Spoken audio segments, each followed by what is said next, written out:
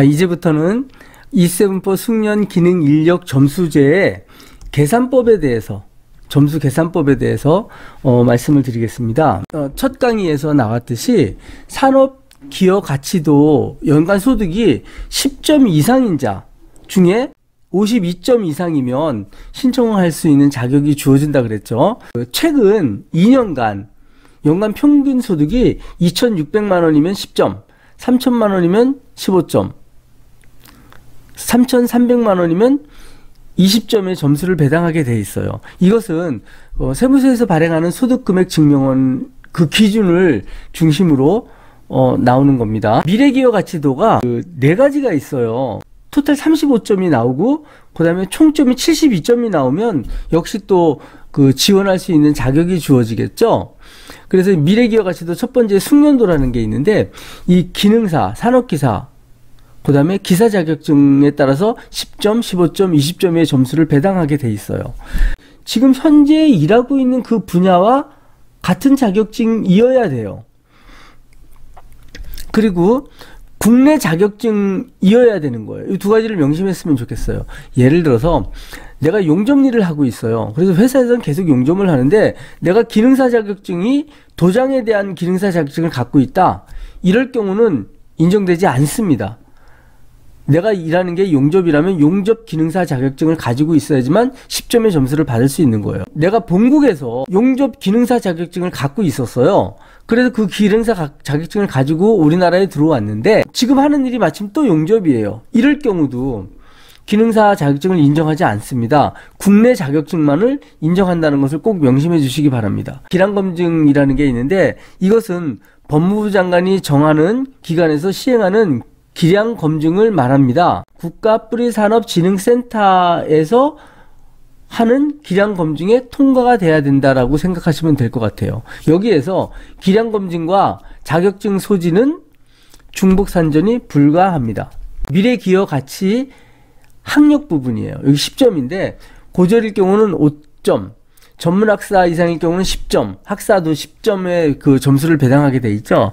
이럴 때는 우리나라나 그 본국에서 모든 것을 다 인정해 주는 거예요. 근데 단 정규 과정만 인정을 합니다. 외국 대학의 경우는 영문으로 졸업장을 공증해서 대한민국 영사부에서 확인 후 그 공증된 것을 제출을 해야 되는 거예요. 미래기여가치 연령 부분에서 20점, 최대 20점이 적용돼요. 24세까지는 20점, 27세까지는 17점, 30세까지는 14점, 33세까지는 11점, 36세까지는 8점, 39세까지는 5점 이렇게 적용이 되는 거예요. 작년에 비해서 나이 폭이 더 올라갔죠. 여러분들에게 대한민국 정부가 E7포 비자를 주기 위해서 더 완화된 기준을 적용했다고 이해하시면 될 것 같습니다.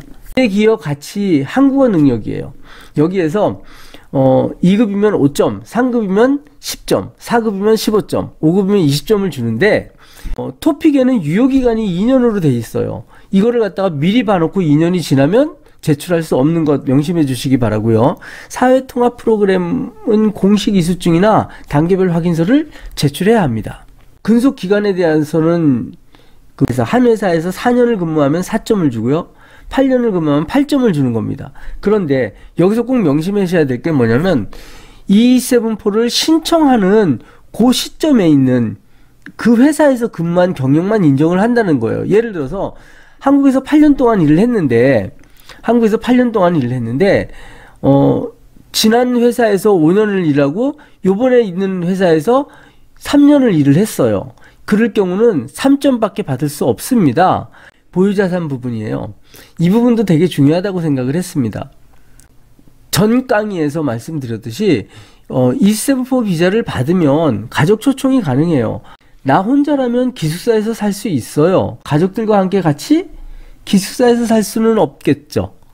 그래서 이 정기적금 월 80만 원 이상 부으라 그랬는데 저는 요거 금액을 좀 늘려서 적금을 계속 꺼가지고 뭐 6천만 원 이렇게 받게 되잖아요. 적금을 붓잖아요. 그러면 은행에서 대출이 가능해요. 그러면 가족들이 기숙사에 살 수 없기 때문에 대출을 받아서 전세라도 살 수 있다라는 거예요. 그래서 이 적금 부분이 되게 중요하다고 생각을 했습니다. 그 다음에 국내 자산 혹시 뭐 이제 그 본국에서 우리나라로 들어올 때 부모님에게 한 8천만 원 정도를 받았어요. 그걸 가지고 와서 우리나라에서 전세로 살고 있어요. 이럴 경우는 보유자산으로 인정되는데, 그 보유자산이 신청일로부터 1년 이상 보유해야 된다는 것 꼭 명심했으면 좋겠어요. 이건 뭐 8개월 됐다 그래갖고 인정되는 것은 아니에요. 그리고 그게 순수 본인 자산임을 증명해야 되는 그런 경우만 인정을 하는 거예요. 보유자산이 5천만 원이고 적금을 3천만 원 부었어요. 그러면 10점과 5점을 합쳐서 15점을 받을 수 있는데, 내 재산이 8천만 원인데 내 보유자산은 5천만 원이고 적금이 3천만 원이다. 그러면 이런 경우는 중복 환산이 안 돼요. 8천만 원이고 3천만 원이면 15점만 받을 수 있는 거예요. 15점에다가 5점에서 20점을 받을 수 있는 게 아니에요. 그래서 요 적금을 뺀 내 자산이다 라고 생각을 하면 될 것 같습니다. 최근 10년 이내 국내 근무 경력이에요. 예를 들어서 뭐 농업이나 축산업, 임업에서 4년 근무하면 10점, 6년 근무하면 15점을 주는 거고요. 일반 제조업이나 건설 분야에서 4년 이상 근무하면 5점, 6년 이상 근무하면 10점을 받을 수 있는 것 알고 계셨으면 좋겠고요. 그 다음에 관련 직종 국내 교육 또는 연수 경험이에요. 이 부분 되게 중요하다고 생각을 했습니다. 이 나이로 우리나라에서 일을 하면서 혹시 우리나라에는요, 여기서 보면 국내 대학의 정규과정 유학학고라고 나왔죠.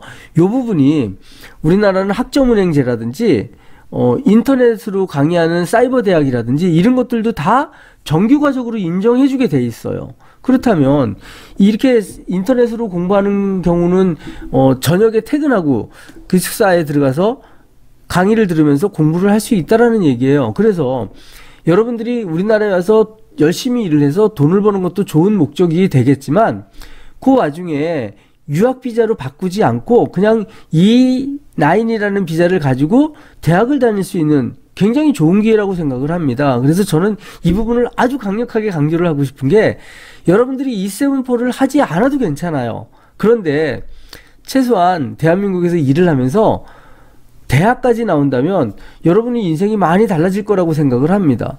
국내 연수 경험 같은 경우는 국내 사설기관 연수 D4-6 자격 연수 허용기관에서만 연수된 것을 인정한다고 보시면 될 것 같아요.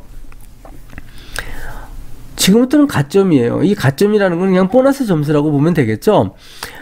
아까 석사학위를 하면 10점을 준다 그랬잖아요. 지금 이것까지는 그 합산이 돼요. 그래서 15점을 받을 수 있어요. 관련 중앙부처 추천해서 10점을 받을 수 있고요. 이 표창 부분도 그래요. 만약에 시장님 표창을 받았어. 그러면 이제 하나를 받으면 2점을 받고요. 2개를 받으면 4점을 받고요. 3개를 받으면 6점이 아니라 5점을 받는 거예요. 10개를 받아도 5점인 거예요.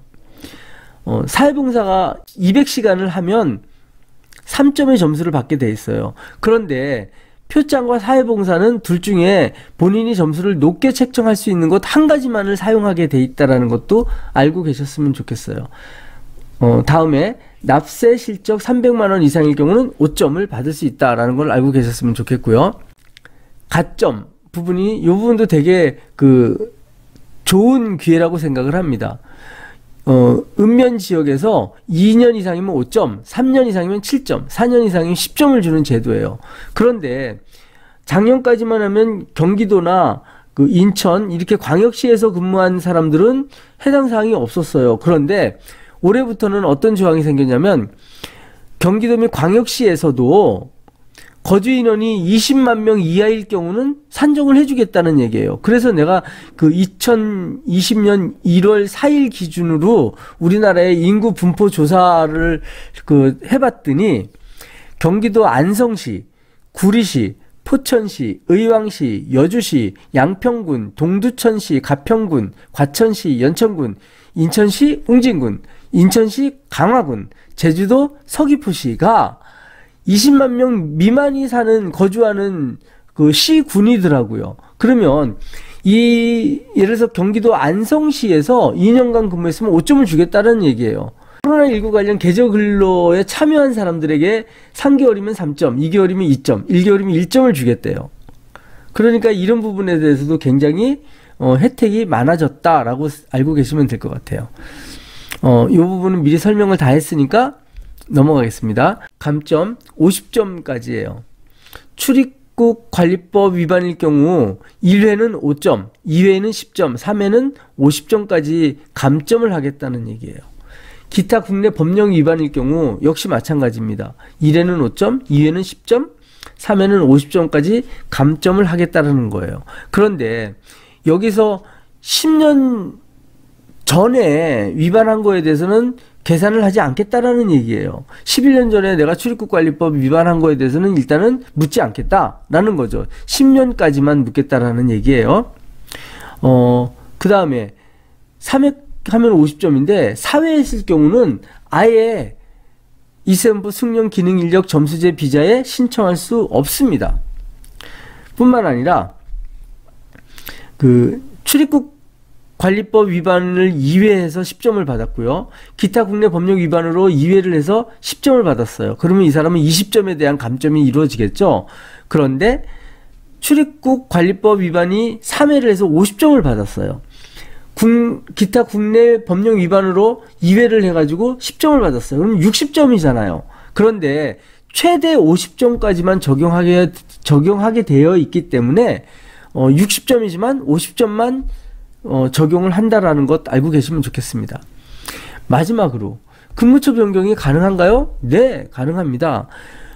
고용계약 기간 내에 회사가 경영악화 또는 폐업을 했어요. 그럼 회사가 없어져 버렸어요. 이런 경우는 그럼 근로자들이 본국으로 가야 되나요? 그렇지 않습니다. 또 고용계약 기간이 1년 또는 2년 또는 3년 이렇게 E74 계약을 하게 돼 있는데 고용계약 기간이 만료되었어요. 그러면 새로운 직장으로 이동이 가능합니다. 새롭게 이동하는 기업이 고용 요건을 갖추어야 돼요. 근로자가 바꾸고자 할 경우 모든 점수 요건을 갖춰야 돼요. 연간 소득 점수가 10점 이상이고 52점을 받는다든지 미래기업 가치도가 35점 이상으로 총점이 72점 이상이 되어야 한다든지 이런 그 점수 요건을 갖춰야지만 이동이 가능해요.